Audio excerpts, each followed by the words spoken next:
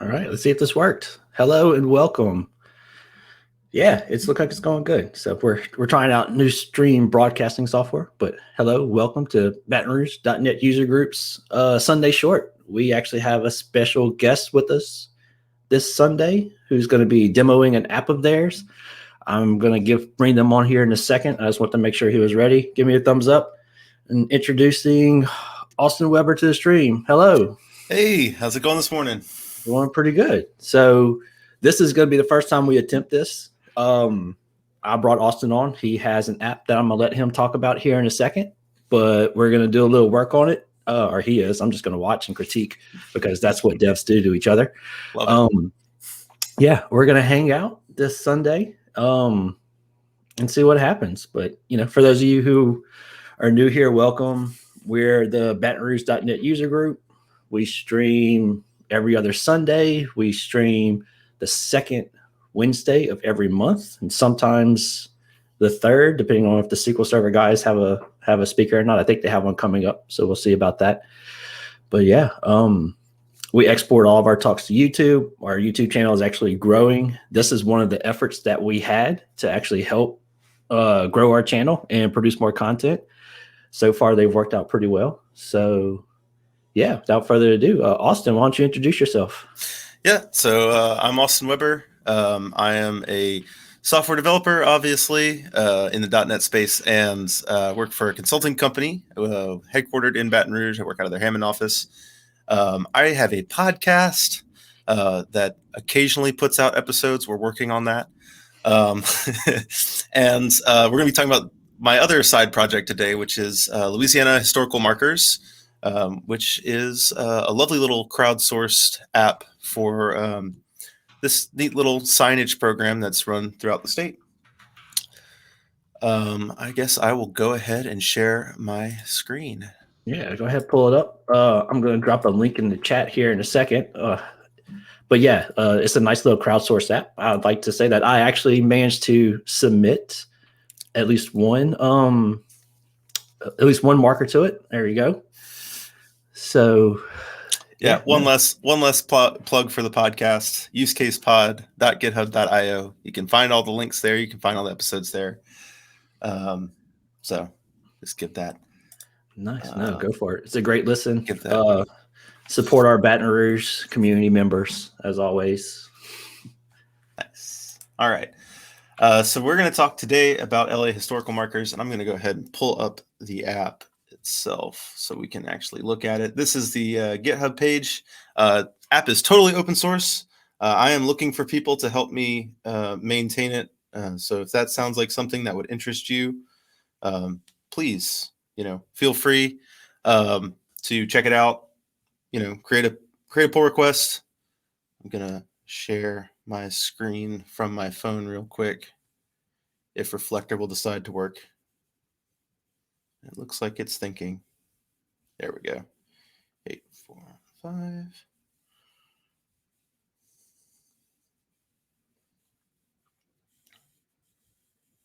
Perfect. So this is LA historical markers, and it's a straightforward kind of thing. People can submit markers that they find. Take a look at this one, for example. And so just a picture, the words that are on the sign, and if I wanted to, we can go get directions, we can go hang out, see it, all of that stuff. So, and I think I just found a bug. Nice. Nothing like live demos. Nice. So today we're going to be working in Expo because that's what the app is in. We're also going to be doing a little bit. We'll probably spend most of our time on the back end of things, which is Azure Functions. And as I understand it, Brian has a little bit of knowledge in Azure Functions and has been demoing them. So we're kind of continuing the theme here. But the entire backend it's all Azure Functions. There's a SQL Server, some Azure Functions, and then we're using a little bit of Azure Storage, just a sprinkle of Azure Storage for things like photos. let's see. And an important note about the Azure functions that we're using. I decided when I created this that I would use the latest and greatest .NET 5. I did not realize when I made that decision that they drastically changed how Azure functions work in .NET 5. They moved to an isolated process model. And so it's not very mature. And so Brian, especially if you see anything today and you question why it was done that way, the answer is almost definitely. I was going to say, you're a brave soul. I decided to go through one with the Azure function work that we've been doing on the stream, purely because it did not look like 5 was ready yet. So it's not. It's not.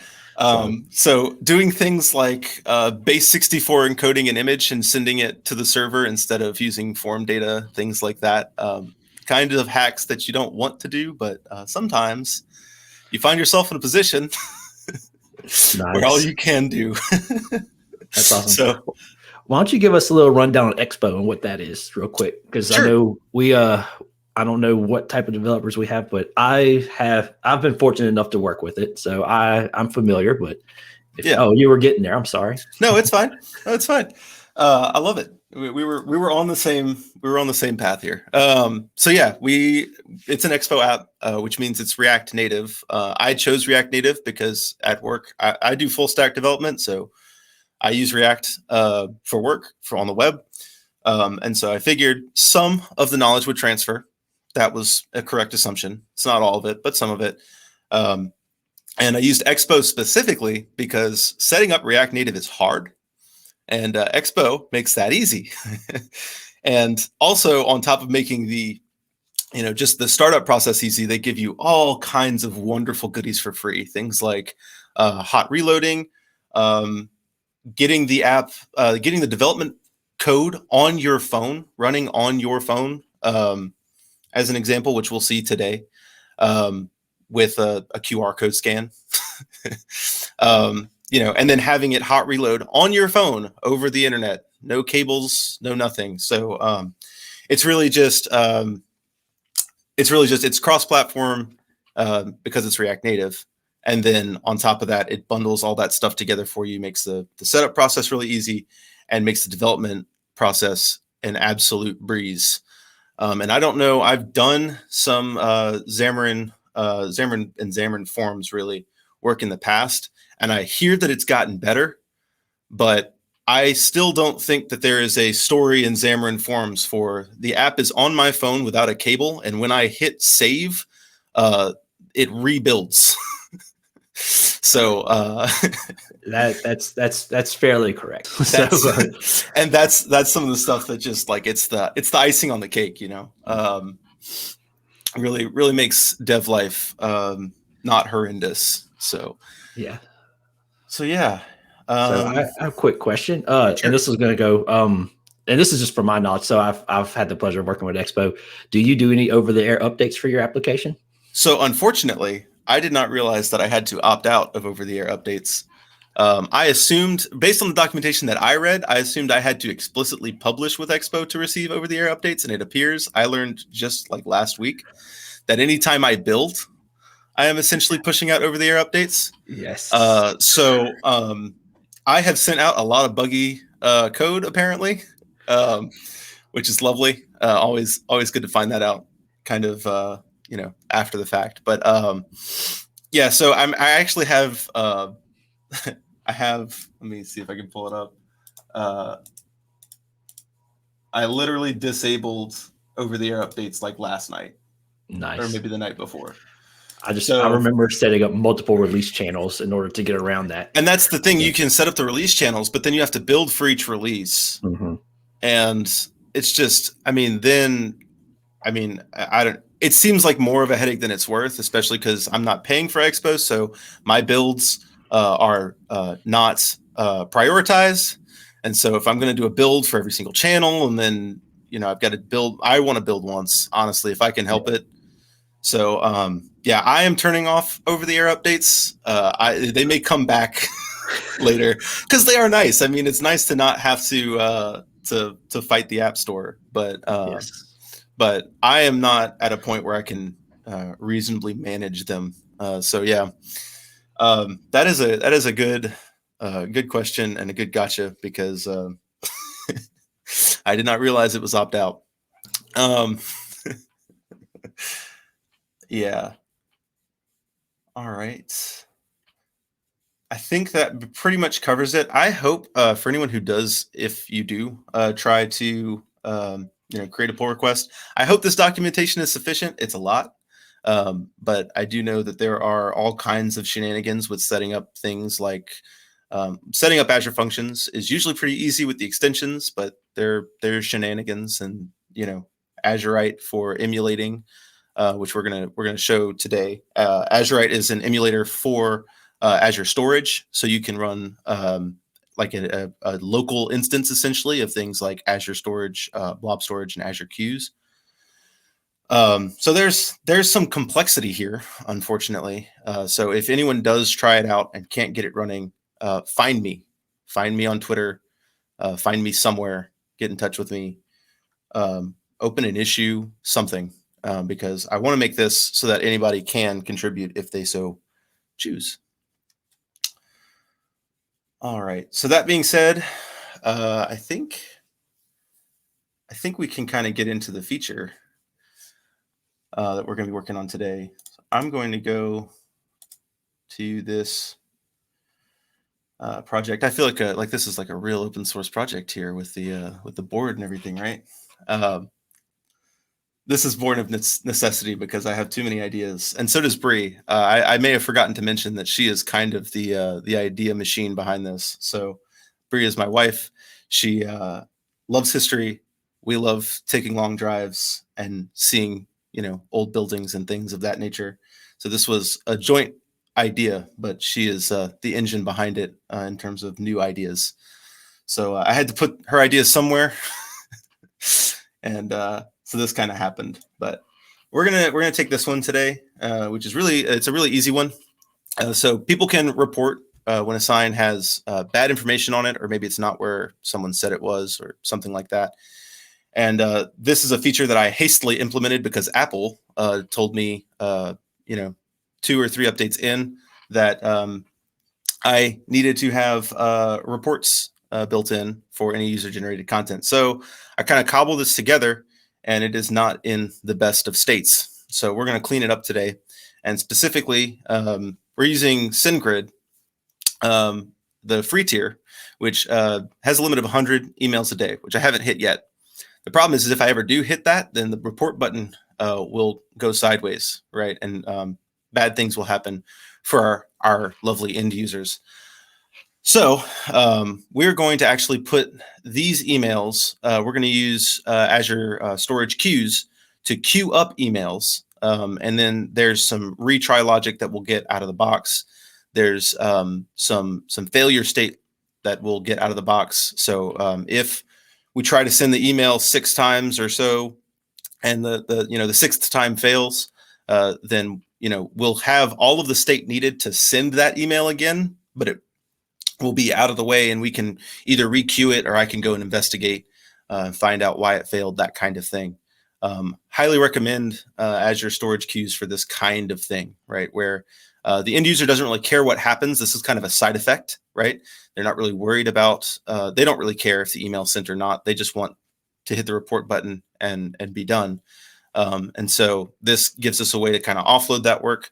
It also keeps our Azure Functions kind of as small as possible, which is a hugely important thing for those. So that's the plan for today. We're going to get everything running, and I'm going to hide this. So I've already got some terminals set up all in the right directories, but step 1 is going to be to start our Azure Functions. Wow, that did something funky, but that's okay. So we're going to use this command .NET watch ms build trun functions. I want to explicitly call this out because this is awesome. We're going to use .NET Tools watch command to watch the files, and then it'll call ms build with the proper flags to run these functions when the files change. which is not something that's built out of the box. In a lot of, say, with a web API, with a ASP.NET Core web API, you can just do .NET watch run. I found this command looking through the issues on Azure Functions as a workaround for that, because that isn't currently supported. So really neat little commands that'll keep us running.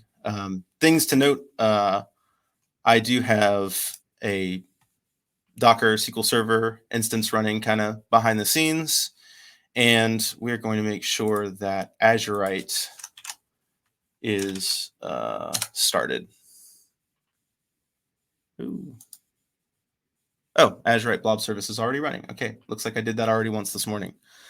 Cool. So Azurite just gives us this emulated instance of Azure storage. So you can see this is emulator on the default ports, and then we have our this is our blob storage with our photos in it, and then this is actually a queue that we already set up for other purposes. So we've got Azurite running, we've got SQL Server running, we've got our Azure Functions running. Side note, I'm going to be using ngrok. We're going to just make sure that this is working. Yes, perfect. So I'm going to use ngrok to put the app on my phone and still be able to query this local instance of Azure Functions. Let's move that. And then we've got the Expo client app, which we are going to start with yarn Expo start. And I'm going to need to get Reflector going again because it decided to close out. That's okay. So let's take a look at the code. I'll pull up VS Code here. One of my favorite things about this project is I have the entire project in VS Code, and I keep it all open all the time. So I have a single instance of VS Code, and I kind of like working this way. I'm not going to lie. It's nice to not have to switch contexts and move around and all this other stuff. So the client, and I have the client app open and the functions app all in the same space. Let's see, getting Expo going locally. So we'll pull this up. So this is Expo running on my physical device with a local instance, and it's hitting local resources, which is really, really neat. I just think this is so cool the way Expo works. All right, so let's take a look at the actual function that does the reporting. Hey, Austin, just real quick. Can you increase the size of the text on in your IDE for the people with bad eyesight like myself? There you go. There we go. Perfect. Thank you. Cool. So we will just make this a little smaller. And for right now, we don't need this. So I'm going to pull this off the screen. So this is the function that runs the reports. Again, you'll notice we get this HTTP request data. We have to create a stream reader with the body. We have to read the stream. This is all kind of stuff that would be done for you if you were using a more mature version of .NET in Azure Functions, but we are not. So we are doing all this stuff ourselves. We go ahead and deserialize the result, open a connection to our database. This is some security stuff. It gets basically like a one-time use token that'll be stuffed into the email. And then we just send the email. And you can see I left this lovely to-do that says like, hey, this is not really how I wanted to do this. I wanted to do this a different way, but I was crunched for time. So that's what we're going to fix today. So again, our goal is to move this to a system by which when the user hits the report button, they'll hit this endpoint. And that will stuff a message into a queue, and we'll have a different function that will actually take that queue and take that queued message and send the email. And that way, this function should only ever take so many fractions of a second, right, to run. We'll get a fast feedback for our user, and then that side effect of like actually sending the email, that can happen at a later time, right? So based on that, what I'm going to start with is just, we're going to take out all of this real quick.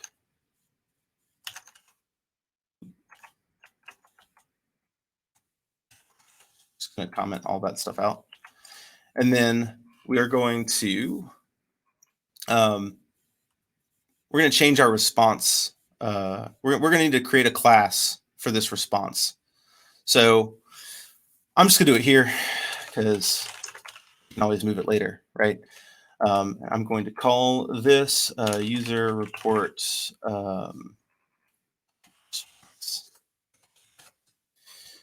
And so we're still going to want to return a HTTP response, some HTTP response data. That's still going to be necessary. We also need to send some stuff to a storage queue. So the way we're going to do that is we're actually going to create two properties on this user response data, or on this user response class, sorry. And we're going to have HTTP response data. Call this response.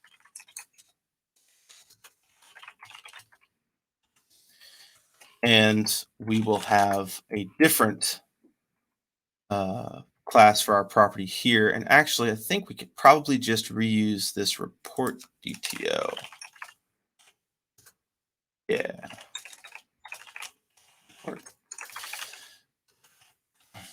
Now, there's one last thing that we need to do, and that is to tell Azure Functions that this part belongs in a storage queue. This belongs as a message to a storage queue. The way that we're going to do that is with this queue output attribute, and we're going to send this to a new queue called user reports. All right, and this is really all that's required to get a message sent out to an Azure storage queue.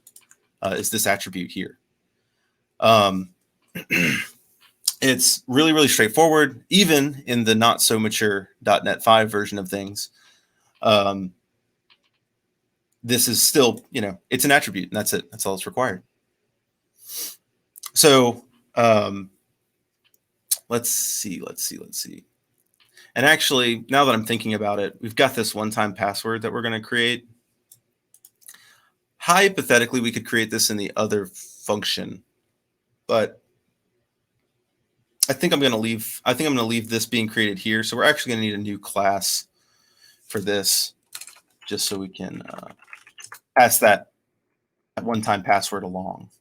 So we'll call this user report.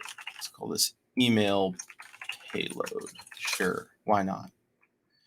And we could use inheritance here if we wanted to, but I'm just going to copy and paste now. And we need to add public string OTP. And again, that OTP is just a one-time password that we'll use to authenticate any changes.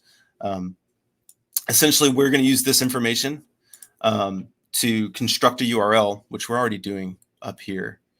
We construct a URL that actually deep links back into the app.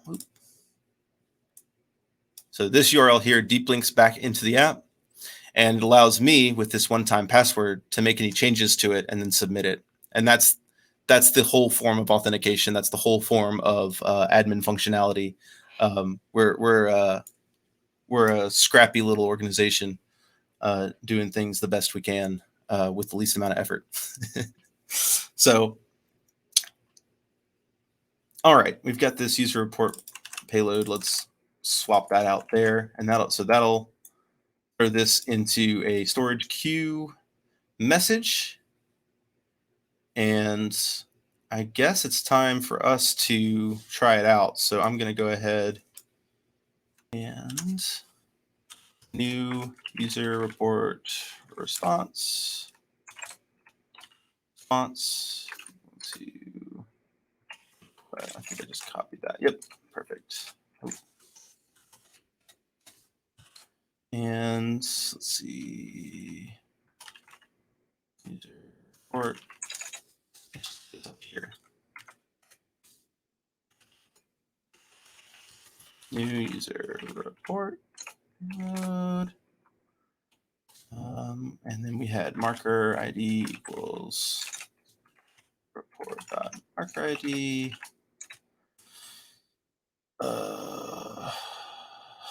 What did I call that? Report equals report. Report. Naming things is hard, folks. OTP equals OTP. All right. This. This.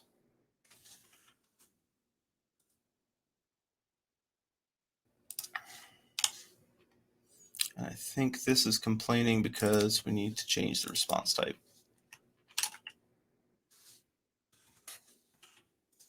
All right.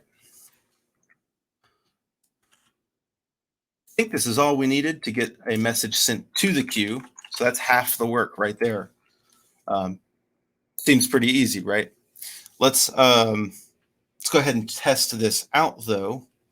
So nothing changed from the client's perspective, right? We're still just going to call this endpoint. And hopefully the response will be the same. I think that works like that. So let's give this a shot. Let me pull over this one, and we're going to try to test photo. Let's hit report. This one. And let's actually pull open Azure Storage. Let's see what happens here. This one is wrong.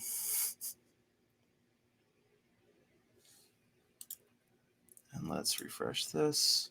Ooh, what's this here? So I'm not sure if I can. Yes, I can. Perfect. We'll bump that up a little bit. So let me full screen this and move this off to the side. So you can see, right? This is our message. It's the exact same as our object, right? It's just been JSON serialized. There's some extra data on here.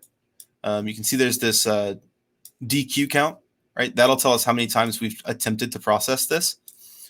So now we really just need an Azure function to process this queue.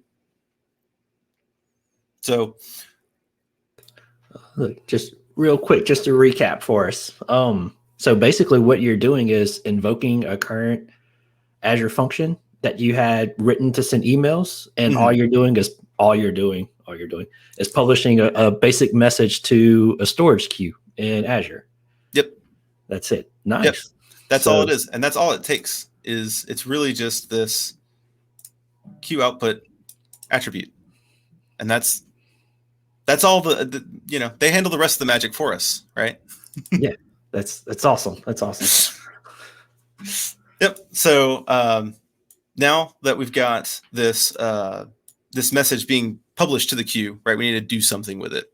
Presumably, we want to, send an email. So we're going to have to create a second function, right? That is going to operate solely on this queue. All right. So I'm just going to go ahead and throw in a new file. And we're going to call this send report email. And I think because I'm doing things here, no, I can leave this all the same, I think it'll just magic. So I'm going to go ahead and copy some stuff because I'm a real programmer. I'm going to go ahead and copy some stuff from one of our other functions. Let's go find the one that does this stuff. So that's the submit. And there is an approvals, this one. Again, folks, naming things. Naming things could be easier. And actually, looks like this. We'll copy this whole thing and I'll just rename some stuff and remove some stuff. So we're going to remove this entire function because that's a different thing. We're going to rename this to send report. And we'll just go ahead, change that. And we'll call this send report email. All right, so and actually I'm going to remove all of this stuff. You can see when I have time to do things, I do them kind of nicely. And when I don't have time to do things. So this whole function, right, I was using in a different place of the app to send an email when we got a submission. All right. Created a whole service for it. It handles all the OTP generation and all that stuff. We're gonna just get this part of it right for now, and we can go back and refactor so that there's like maybe another service we can call and say send the email and do all the OTP and all the fanciness. But for now, we're just gonna get rid of all of this. And it looks like I removed one too many brackets. So this is, again, where all the magic happens, right? So basically, we need to tell it which queue to use. And obviously, this is the wrong queue. So we're going to go back to our other function. And this is the magic string I used last time. So that's the magic string I'll use this time. And to be fair, this should probably go in some sort of structure that I can not have magic strings, right? We could create a little like static class with some constants on it that we could use if we were doing this for realsies. But who has time for that? Right? We're trying to keep the stream short. That's right. It's free open source software. You get what you pay for, people. Come on now. Exactly. So I'm realizing now we're gonna have to share. Let me go find it. This guy between these two functions. So I guess that means I should have done this the right way, right, and put it in its own class. So I guess let's go do that. So let's see. Let's see, we got some features. Where do I want to put this? I'm going to put this under moderation. Sure. And we will call this, what do we call it? User report email payload. Sure. And I think I copied it. Nope, copied the wrong thing. We'll find it. Copy this. Actually, let's just cut. There we go. That's an advanced programming skill, and it helps if you actually add a file extension. And we should probably need a namespace in here as well. So let's do that. I'm gonna just. That's a lot of typing. No, I don't want to do all that typing. Okay, all right. So I got rid of that. I get rid of the wrong thing. Nope.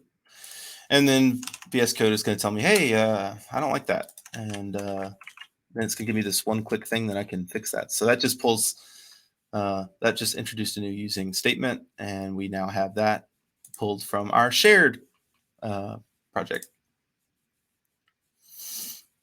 Okay. So that took care of that. Let's go back to this function. And the thing we're going to need to pull in is this user report email payload. We'll just rename this to payload. And this is one of the instances, despite the fact that for the HTTP triggers, we have to do our own serialization. They were nice enough to give us some fancy binding here so that we don't have to do it this time for the storage queues. So it's telling it, hey, go give me messages from this storage queue and try to deserialize them as this. And I don't know what happens if you were to have a wrong type there, but I would assume that something would blow up. But we're just not going to worry about that because we did the right things, hopefully. All right, so we need to send an email from this. The good news is that I think I have some code that I commented out that I can go steal. So let's go take this. It's uncomment. And let's paste. And we'll see what happens. And once again, I obviously don't have SendGrid stuff pulled in, so we'll go ahead and grab the mail helpers, and that I think should be everything. Oh, right. We renamed this variable, so let's do that.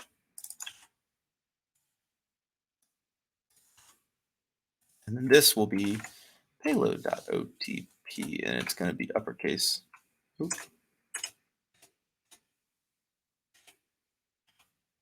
Let's undo some stuff. Looks like this code was trying to help me and made it worse. All right. And no joke, this should be it. This should be all it takes. We are now processing a queue. And the cool thing is that you notice I'm just telling it the queue to grab from and what it should expect as the payload or as the message. We don't have to specify retry logic. We don't have to specify what to do if we fail to retry. All that stuff kind of comes out of the box. We can tweak it if we so choose. We have the option. But by default, I think it will try, it's either 3 or 5 times, and I'm not sure why I can never remember what number, but it's somewhere in there. And when it fails on the 4th or 6th time, it'll stuff the message into a poison queue.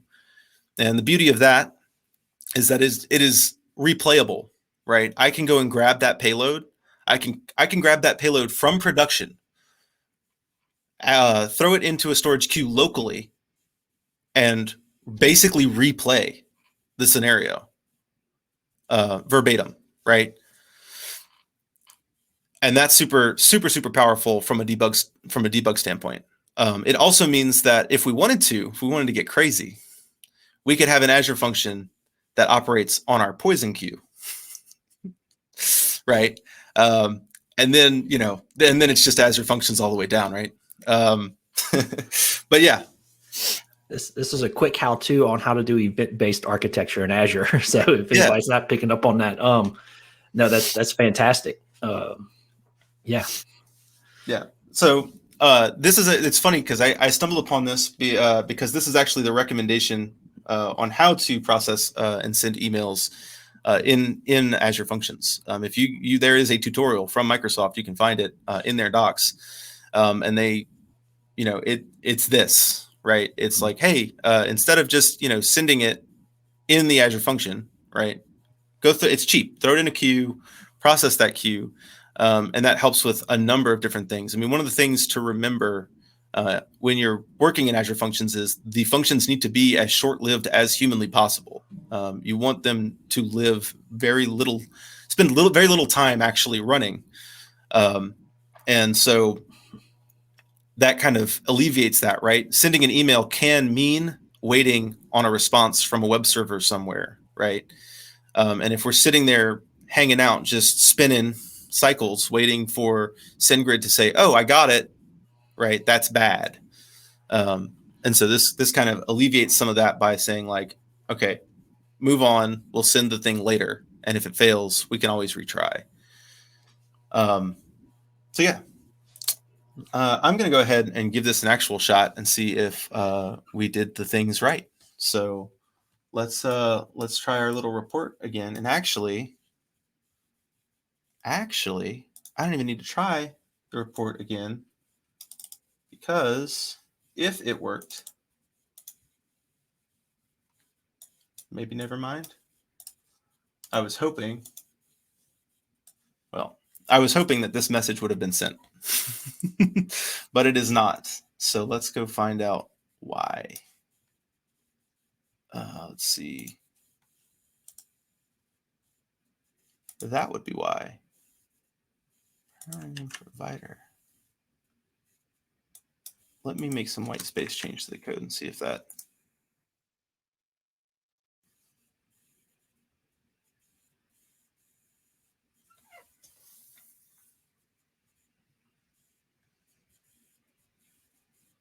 No, And let's see. So this occurred during startup operation. Cannot create directory. Interesting. Access to file path. Found duplicate function metadata. Oh. Ha ha ha. Ha ha ha ha. This is what you get when you copy and paste, folks. So new functions, same name. Apparently that's not allowed. Who knew? All right, so it's rebuilding. Let's see. Looks like we're back up, and I'm seeing that it says that it processed executed function send report email. So I'll pull this over. So might be hard to see, but this says that it successfully ran this function. So I'm going to try and refresh the queue and pull it over, and it's gone. So we processed that message, and I'm willing to bet that in my email now there is a nice little email with a report. Nice. It's like magic. It's like magic. But yeah, and this is how easy it can be, right? To access some of these resources that we have. They're cheap, and they give us things out of the box, right? I didn't have to specify any retry logic or anything like that. And now, if I hit my SendGrid limit, which is possible because it's only 100 a day, right? I won't have lost all of those emails, right? They'll be in a poison queue, and tomorrow, when my API limit resets, I can just requeue them, right? Yeah, save them for a Monday when nobody's out right. reporting marker issues. Right. So, I mean, that's basically it. We can go ahead and I'll go ahead and actually push this code, and we can do the pull request things just to make it official. Nice. But this is it. This is all it takes.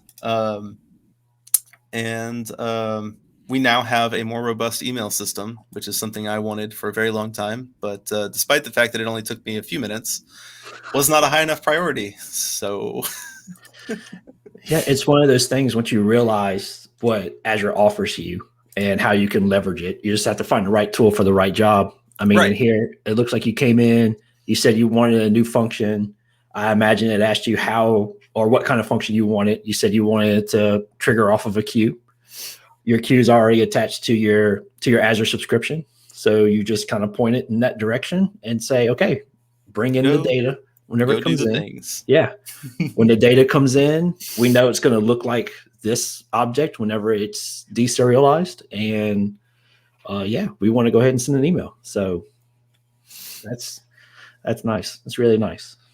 So before you would have to do what? Stand up a server, use something like Hangfire to listen, or RabbitMQ, some type of queuing service that would essentially do the same thing where it would queue up your events and run it. Now you managed to do that in what it looks like 7 lines of code.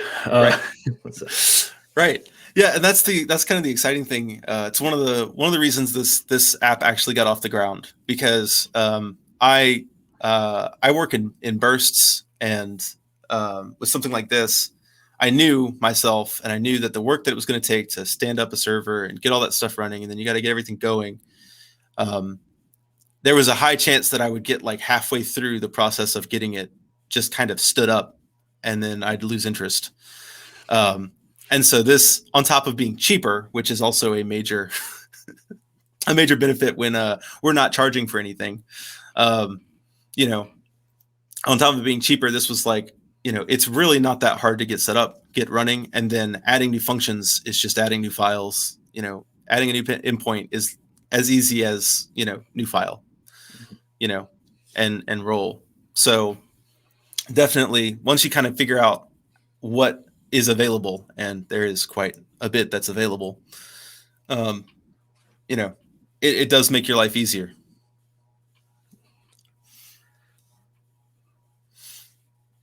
All right, that's awesome. Let's go ahead and get our pull request approved.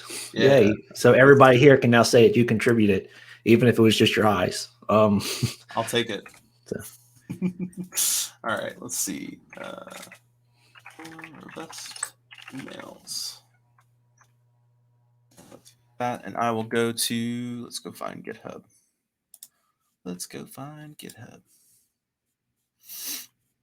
Pull requests. Look at this. We got a change from a minute ago. All right. Let's say closes number, what was that? Emails.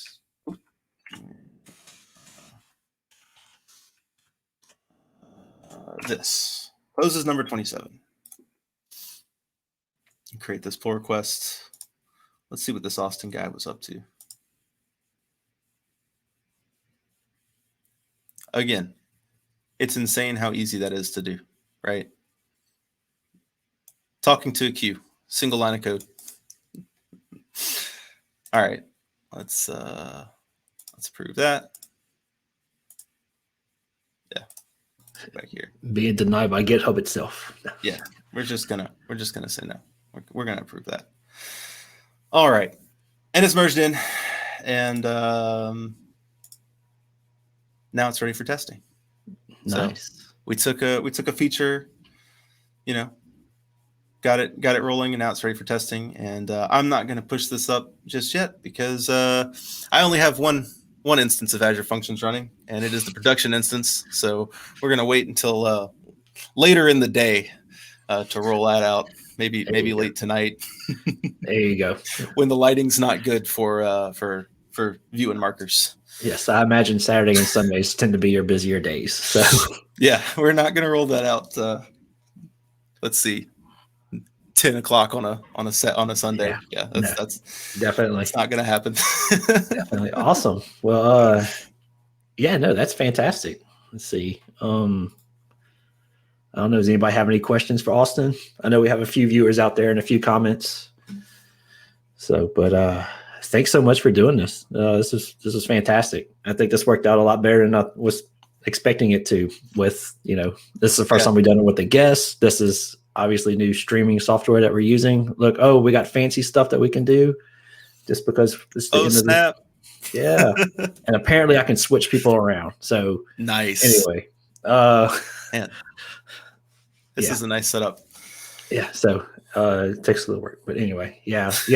Sorry, Stacy, we did not have this whenever you came on. We are using StreamYard. It is browser based. I don't even have OBS running on my machine locally. You are kind of limited with what you can do, but for now, I mean, look, we can even do show. Yeah, StreamYard, since Stacy asked the question.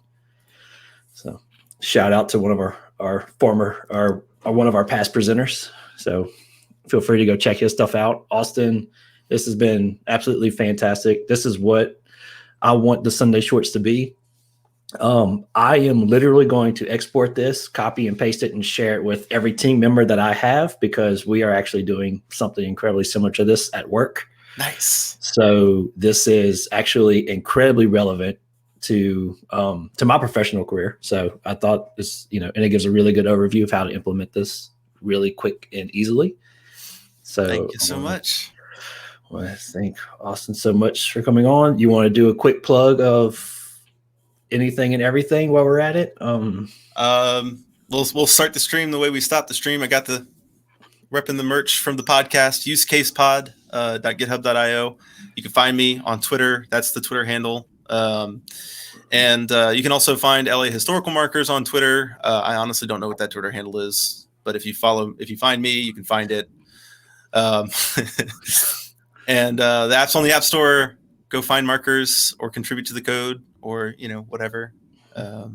So yeah, thanks for having me on. Awesome. Thanks for joining us. And we will be back in 2 weeks. I actually have another person coming on that's going to teach us. Let's see, I was trying to make a smart tagline, but he is going to come down from his ivory tower of functional programming to share F# with us. Nice. And our object-oriented friends. So I don't know what that's going to look like, but it should be fun. So that'll be in 2 weeks. And then next month, we have Steve Smith, a.k.a. R. Dallas. Is he really coming down from the tower for the sheriff? Yes, he is. He does claim a spot in the tower. So he will come down. I'm sure he'll make a joke about it. But yes, he's going to share F# with us. And he's probably the only person I know that has real world experience and actually wrote a production application in F#, not just something that, he learned on the side for fun. So he does support F# for doing calculations in a real-time app. But anyway, that's what we have coming up. Austin, this has been fantastic. I hope you come back. We do this again. So if you have any other cool Azure architecture stuff, the less I have to prepare for Sunday mornings or monthly stuff, the better. So I will gladly use all of y'all for content. Absolutely. Anyway, thanks again. And you can hang around and we're in the broadcast. That's been our Sunday short. Look for the VOD out later. Nice.